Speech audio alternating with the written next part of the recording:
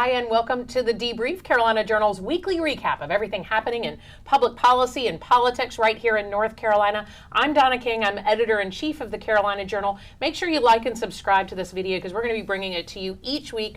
All the news that we've been covering from North Carolina politics. We really look forward to doing this each week and bringing it to you. Of course, joining us this week on the couch, Alex Baltziger. He's been covering the legislature for us down there and has an update for what's going on. And Mitch Kokai from the John Locke Foundation. We'll be hearing the latest on some court decisions that really are going to have a big impact. And Teresa Opeka, she's our reporter for Carolina Journal covering the executive branch. She'll have the latest on what's happening with Mandy Cohen. And David Larson, Carolina Journal's opinion editor. Love your stories. Can't wait to hear what you have to say. Always something new and good to talk about. Let's start first of all with lawmakers voted this week to ban ESG investing in state pension plans. There's also some pushback on Mandy Cohen being tapped to head the CDC, and of course Fort Bragg gets a name change. We've been following all of those stories, but before we jump into this, I want you to see this video. This is North Carolina's congressional delegation, a strong showing in the charity congressional baseball game. North Carolina first district, and he gets hit. And he playfully comes after August Pfluger. That was never going anywhere. They hug. That's what the game's all about right there. That's right. Why they play this game. Gets plucked in his first at bat in his first game there, John. And so he technically has no official at bat. Elected mayor of Snow Hill, North Carolina at the age of 29, master's degree from Central Michigan University. He reaches base in his first plate appearance, and with 2 outs. Oh, that is a tough one. Of course, the tweet stings a little bit too. Alex, North Carolina Democrats actually we had a lot of them out there on the field this time. That's right. So that wasn't a very nice tweet from the National Republican Congressional Committee towards Right. Don Davis. Right. No, Don Davis, he's the North Carolina representative. He's from the northeastern side of the state. He represents North Carolina 1. Sure. And he was one of 3 North Carolina Democratic freshmen that were in the game. Jeff Jackson, who's down in Charlotte, was also in the game, and Wiley Nickel, who's from the Raleigh-Cary area, Sure. Was also in the game. And then Greg Murphy was the sole Republican from Okay. North Carolina in the game. So we had a total of 4 members there. Sure, good. That's a really popular event every year. They raise a lot of money. They do raise a lot of money, and they raise, I think it's usually $1 million is Okay. what they raise, and they donate it to local D.C. charities. Very exciting. Yeah. I always look forward to that event. All right, tell us what's happening a little closer to home here at the state legislature. So you touched on this in the intro, but ESG, Okay. The state Senate and the state House have both passed a ban on ESG investing by the state of North Carolina. Okay. So this has nothing to do with private investing, Right. but they are proposing this to Governor Cooper. It's going to be on his desk as soon as they pass it on third reading. But what it does is it does not allow state dollars to be considered, or it doesn't allow the state treasurer to consider these types of issues. ESG stands for environmental, social, governance. And I think there are some good things in ESG with not investing in companies that participate in things like slavery, Sure. for example, but there's also some bad things in ESG that get lumped into a much larger umbrella, and some of the social justice, some of these leftist type causes get lumped in there as well. And so there are some concerns that the umbrella with ESG is a little bit too wide, and then there's these people that, like BlackRock CEO, that determine what goes into these funds.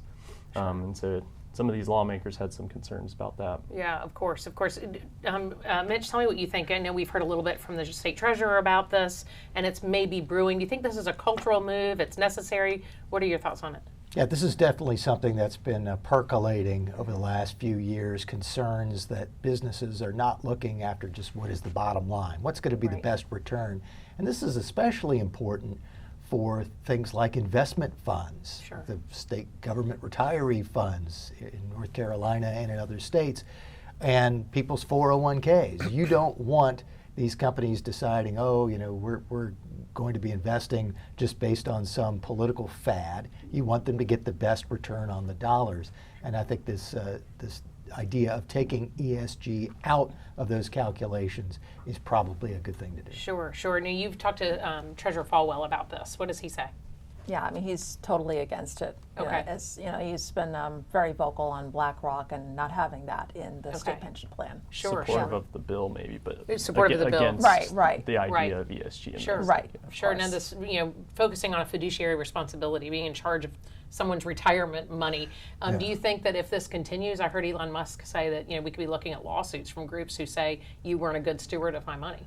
Yeah, it seems like part of a bigger trend. Some people call it stakeholder capitalism Sure. instead of shareholder, where some of the social justice and progressive people, they want these big companies not to necessarily look at the bottom line of like what's going to make the shareholders the most money, or in this case, the treasurer investing, for retiree beneficiaries, the most stable investments for them. Right. Some of these companies are looking at through standards like ESG. Sure. Applying progressive social values on things, on any number of things, the environment, gay rights, all this sort of stuff. And that, companies would be looking at those different segments as stakeholders, and that's what's important. So I think that's something a lot of conservatives aren't comfortable with. Maybe, as Mitch said, people in their private lives can be like, I only want to invest in companies that do this with social progress and do this with the environment. But once you get into, I know like the S&P and those ones are starting to like require grades on these things so that ESG can be easier to find those. But I think a lot of that is seen as sort of a way to sneak in progressive values without laws being passed. Reward You're just those who making have companies do all this in order to play the game. Right. And a way that Republicans are fighting Very back is interesting. through Treasury, their state treasurers' offices. Sure. And there was a piece of news this week that showed how this can turn out in ways that no one would have anticipated. Okay. Companies that have tended to do really well on ESG scores, big tobacco. Oh, Big tobacco, interesting. you look at them and go, hey, if you are of the progressive mindset, big tobacco's bad, it kills people, it preys on the poor. They get really good ESG scores because they know how to play the game.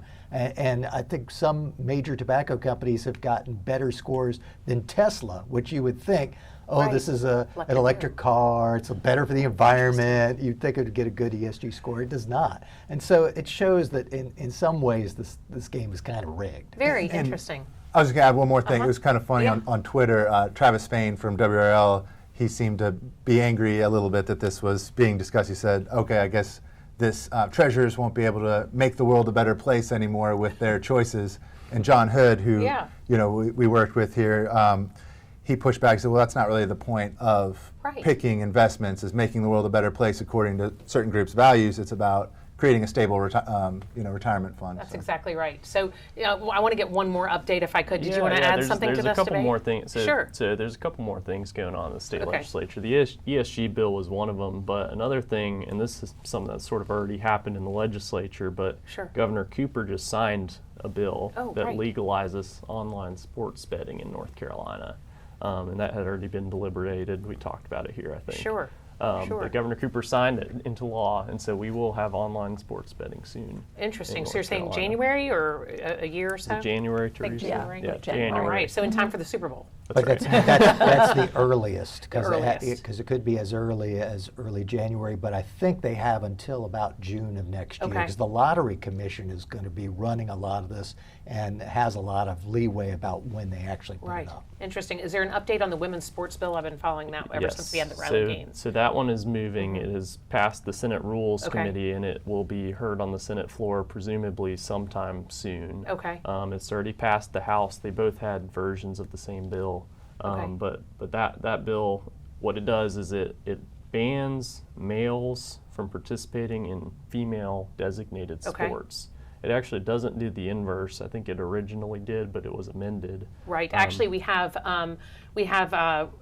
Representative Senator Kevin Corbin's amendment that he proposed during that committee hearing. We have him talking about it right here.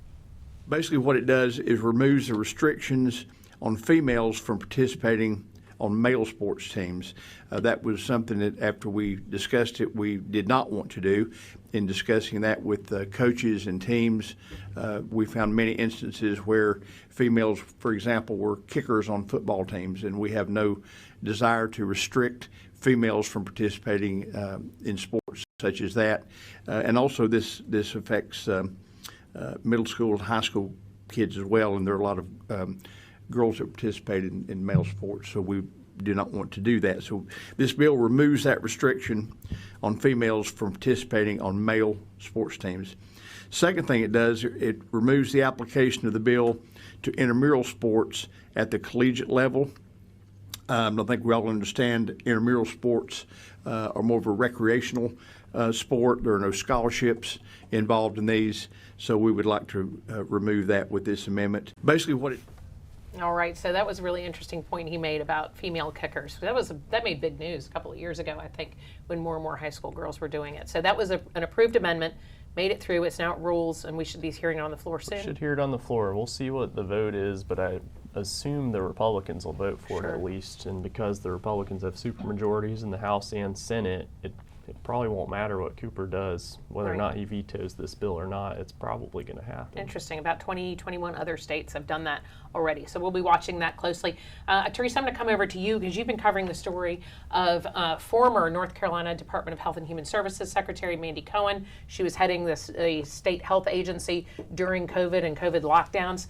She's been tapped by the Biden administration to possibly head the CDC. That's correct. That's correct. It was made public earlier this month that she would be, she is the lead contender or the only contender for that position. Rochelle Walensky is stepping down at the end of this month. Okay. But she doesn't have an easy path of it. Okay. You know, it's not like smooth sailing ahead for her because there was a letter written earlier this week by a group in Congress, including North Carolina's own Senator Ted Budd and Congressman Dan Bishop, opposing her nomination for that position. Okay. All right. So what did they say? Why are they opposing her role? They made it clear that she's unfit because basically saying she, had a lot of lockdowns going on in schools when she wasn't following the science and data because they actually wanted to mask all children in schools when it was proven that masks don't work. Even if you were vaccinated, she wanted to have that rule set in place. Sure. And Union County was one school that decided on their own, like we're not going to start, we're going to stop contact tracing and requiring masks, and she went as far as to threaten to sue them. Right. At that point.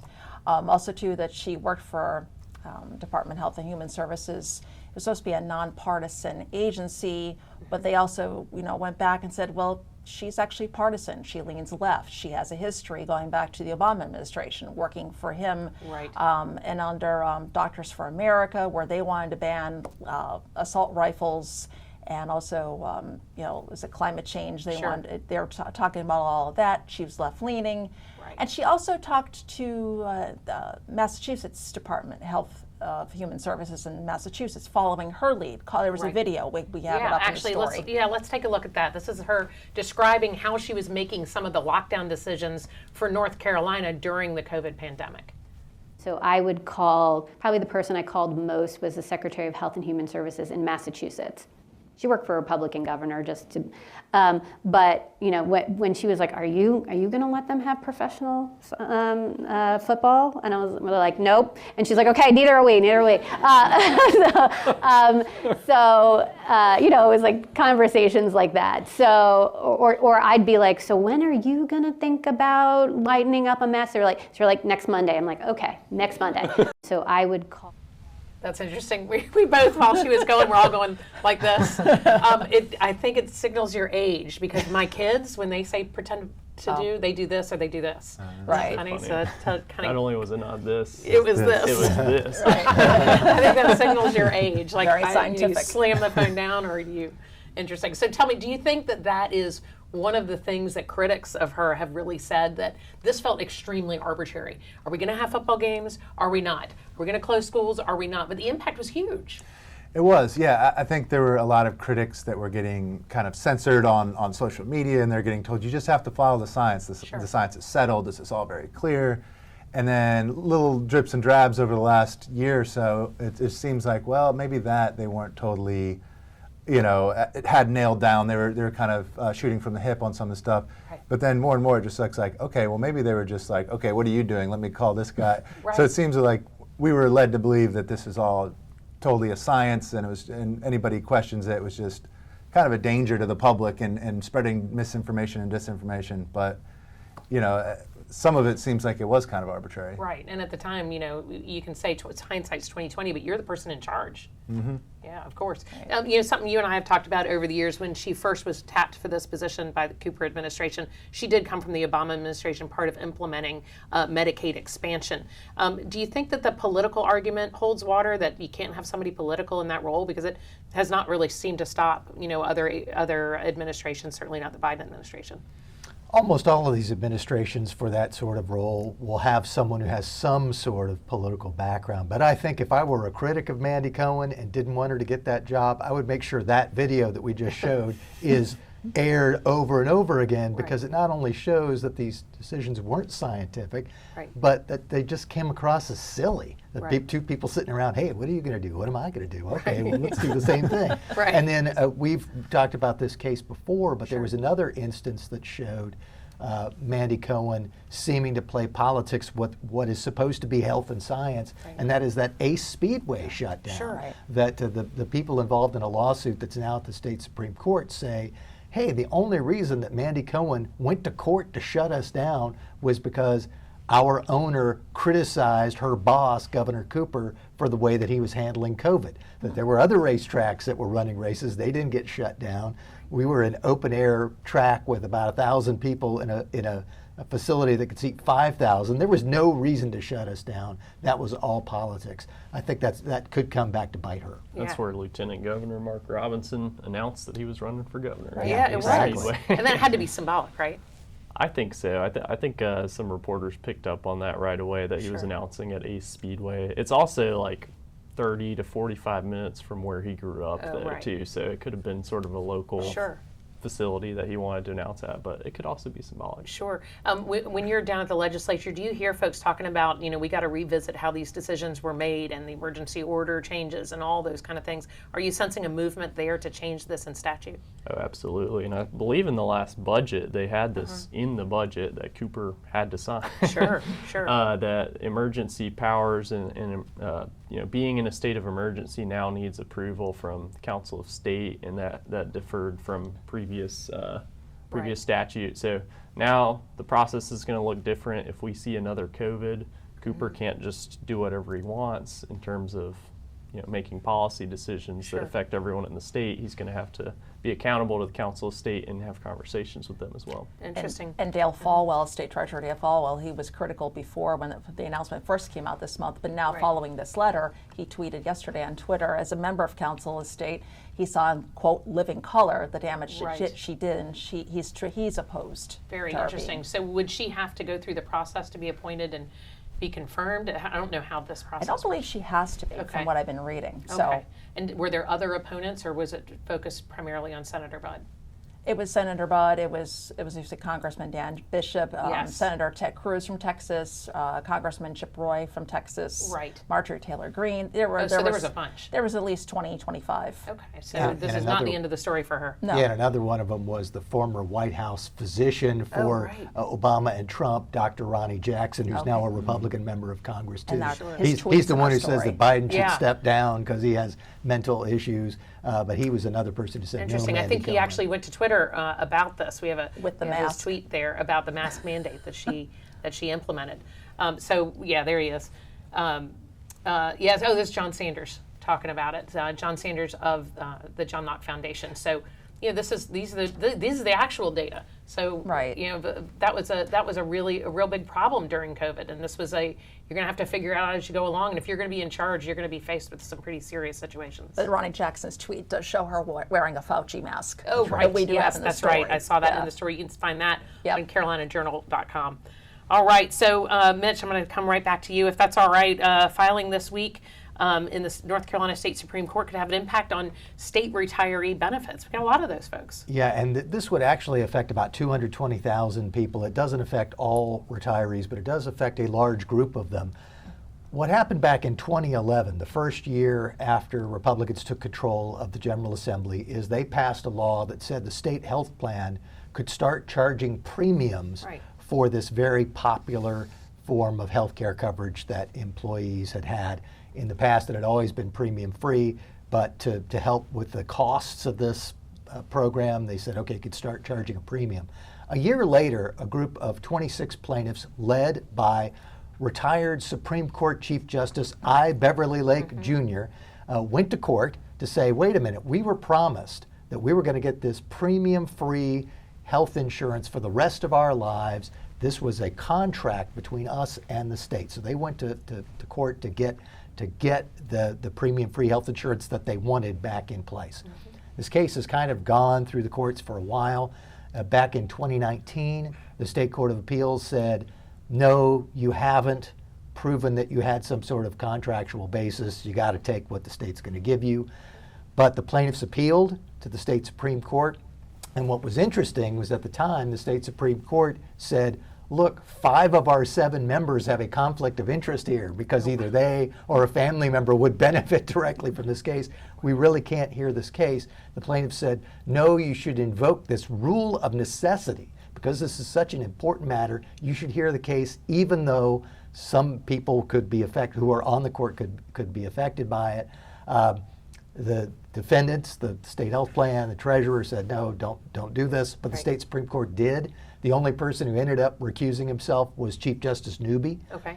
And when the ruling came out in March of 2022, the Supreme Court split 4-2, the 4 Democrats in the majority, the 2 remaining Republicans in the minority, that said, yes, there is a contractual right. This case goes back to the Superior Court to decide whether what the health plan is offering violates the contractual right. So that's not the end of the story. Okay. You'd think that in March of 22 with that would end this. But now a court filing led by our state treasurer, Dale Falwell, along with the health plan, the retirement system, and the state, is asking for the Supreme Court to issue a rare writ of prohibition. Okay. And this writ would basically say, you know what we said back in March of 2022? We're throwing it out. It's void because we should never have heard this case with no fewer than 4 people, a quorum, who are disinterested in this case. We never should have heard this case. It's void. You should go back to the Court of Appeals ruling, which says that the entire case ought to be thrown out. So obviously this week, the request for the writ of prohibition was filed. The plaintiffs will object to it. Then the Supreme Court will decide what to do. And for those who are following the politics of this could be, if the Supreme Court goes along with this, the 3rd case of the new Supreme Court, 5-2 Republican majority, overruling the previous 4-3 Democratic Supreme Court. They've already done that with voter ID and redistricting, and Dale Falwell and the health plan and the retirement system are hoping the Supreme Court will do the same with this government retirees benefits case.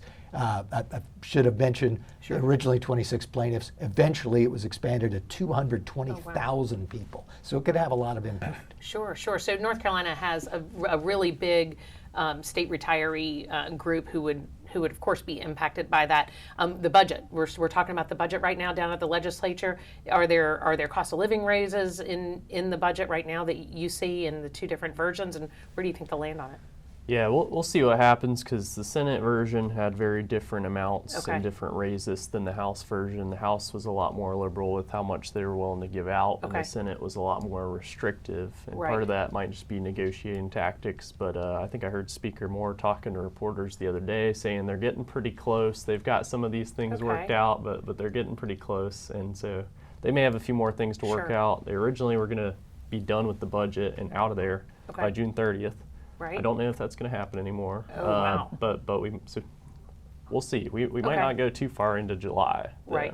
Okay. All right. Well, that's good. We always aim for 4th of July weekend. Maybe it'll be a little after. I don't know. What was it, November last year? I think something like that's that. right. So the state retiree health plan, the retiree benefits, this is a big thing for Falwell. He's been working a lot on these. What's the latest on his place in this, and whether Aetna or Blue Cross Blue Shield, who's going to be doing this third party, has he talked much about what's coming up? Not recently, but Okay. as we had earlier in the year, the state health plan is now going to go to Aetna. Right. After Blue Cross Blue Shield has been it's been in there, I think, almost 40 years or 40 years plus. He's trying to save the state money, trying to save state health Right. plan recipients the money. So he's very conservative, Sure. as Republicans should be, Sure. in saving the taxpayers' money and the health plan and doing what's best for the health plan Right, recipients. right. So this new court, this now Republican-leaning court, third time they may overturn this, something from the previous court. But I hear Democrats saying, hey, they should be following precedent.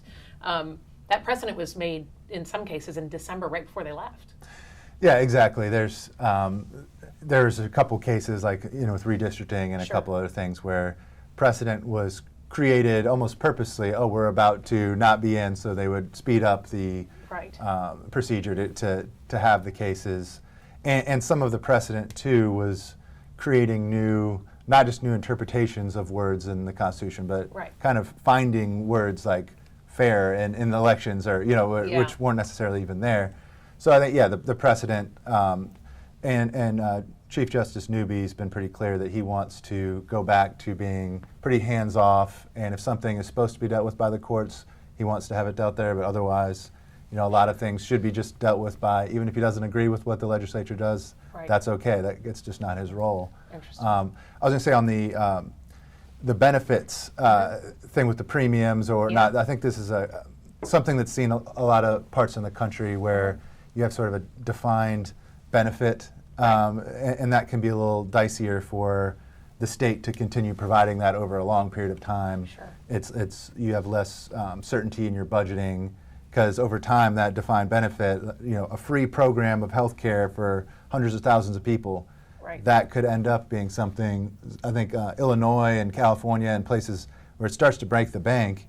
But then the other side has a point too, because you did promise them Sure. this thing. So I think a lot of states, especially conservative-leaning ones, will go with defined contribution, where Right. we'll give this amount of money, and that maybe is a little more stable way for long-term budgeting Interesting. in terms of benefits. Interesting. When do you think we'll see something good? Well, it'll be interesting to see when the Supreme Court decides to act on this writ of prohibition. It's hard to say, but two other points that need to be made. I'm sure that the Treasurer would want us to point out that what the plaintiffs are seeking is a restoration of the service that they had. Right. There has been a premium-free option for at least a decade that's been available. It just isn't as robust as the plan they had before. And the other thing that we ought to keep in mind is this is not going to be an issue permanently going forward, because there was a state law passed in the not-too-distant past that says that going forward, retirees are not going to get health benefits at all. They're going to have to rely on Medicare or their own private savings. So this is something that really affects people who were in the system before these major changes were Okay. made. Interesting. So not as many. Mitch, quick question yeah. for you. Do you have a scorecard for all of this? Yeah, right. I mean, you're Because you got it. amazing. Yeah, I don't know how you remember all of it. Yeah. Okay, so David Larson, coming back to you. Biden was in North Carolina for Fort Bragg's name change this week. Well, so the name changed on June the 2nd. Okay. So it was a little bit ago, and I don't actually recall if he was in for that, but he was in a couple days Yeah, later a little bit for something with For military veterans, families who Yeah, have difficulty with all the changes in deployments. Sometimes that can Okay. affect the jobs. But there's been a lot of this month just talk about, since it's the month that the name of Fort Bragg, which is not only the largest military base in the country, but also the world. It's a major base, obviously, and it's changed from Fort Bragg to Fort Liberty. And so the name change happened, then Biden came and visit, and then we had the GOP convention this past weekend, and Ron DeSantis brought it up, and so did Mike Pence. We, I think, have some video of that. Yeah. And I also look forward to, as president, restoring the name of Fort Bragg to our great military base in Fayetteville, North Carolina, and thank the people that have served there, and they're proud of their service there. And it's an iconic name and an iconic base, and we're not going to let political correctness run amok in North Carolina. So is there a big call there to change the name back to Fort Bragg? I haven't seen that motion because that movement, just because Liberty itself, I think, has a pretty good ring to it, particularly around here. Well, yeah, I thought it was kind of surprising. So DeSantis said that, and then the next day, Mike Pence in his speech also brought it up and made the same promise. I don't know if he also said he would want it changed back, but yeah, I haven't seen that as much. It was people were very cautious about what they would say around it. So I know Tillis initially said he opposed it, and then he said he was open to dialogue, and then in the end he voted for the 2021 Defense Authorization Act. Okay. That and he said he was looking forward to seeing the different name options. So it seemed like Tillis was very cautious on it, right. As was Representative Richard Hudson, who's Fort Bragg's congressman. He wouldn't say much other than it should be up to the military, something like that, what the military community should rename it if they want to or something. Right. So I think it was something that a lot of Republicans were sort of treading lightly, and then so it almost seemed like maybe a culture war, some red meat he was throwing out there, maybe being from another state, he didn't know exactly. Maybe. So I don't know, but I do think there is a lot right now of anger at name changes, of maybe seen as progressive move to just anything from our past, just rip out the name and throw it out. This one, maybe not as much of an example of that. I mean, there was 9 Confederate bases in that 2021 Defense Authorization. I shouldn't say Confederate bases. They're U.S. Army bases, military bases named after Confederates, and they're all having their names changed based on that. And both Tillis and Burr voted for that bill. Right. And so, yeah, it seems like something I hadn't seen a lot of anger about, but so we'll see if that ends up being a major campaign promise he tries to keep, but I think that might be a little dicey once you've already gone through the whole process of changing the signs. Yeah, I think they already ordered all the new signs. Millions of dollars. I think DeSantis, he's a veteran himself, and it seemed like he was almost alluding to this name change being like mildly offensive to the people who had served there at Fort Bragg, because now they're going to have to say, oh, I was at Fort Bragg. Oh, wait. Fort Liberty. I feel like it's going to be Bragg for a long time after that name change. And that's really my issue with it, whether it's Fort Bragg or Fort Liberty. I'm glad they didn't pick a name that would be inappropriate. Sure. Liberty, if you're going to change it, is fine. Right. But to me, what will be really bad is if people then start trying to rewrite history and say something that happened in the 40s or 50s happened at Fort Liberty. Right. No, it didn't. It happened at Fort Bragg because that's what its name was. But you're seeing that happen in other places. This is not of the same significance. But I saw a story when North Carolina native Gaylord Perry, and it was a story about how he had played for the Cleveland Guardians. Yeah. He never played for the Cleveland Guardians. He played for the Cleveland Indians. They're the Guardians now, but they were the Indians then. Sure. And Fort Bragg was Fort Bragg then when all of these great things happened. Sure. And I just hope they don't try to say Fort Liberty for things that happened when it was Fort Bragg. Very interesting. I think there's just a lot of fear that there's also not a good definition of which things should we change and which shouldn't we. So my town up that I grew up in, Falls Church, Virginia, in the D.C. area, we had Thomas Jefferson Elementary, and then the middle and high school were both George Mason. Okay. And all of the school board voted, we should change this, or we should have a referendum at least, and they wanted to change it.